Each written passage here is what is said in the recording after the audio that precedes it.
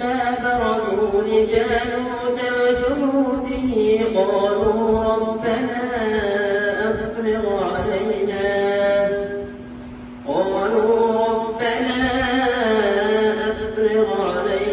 صبرا وثبت أقدامنا وانصرنا على القوم الكافرين فهزموهم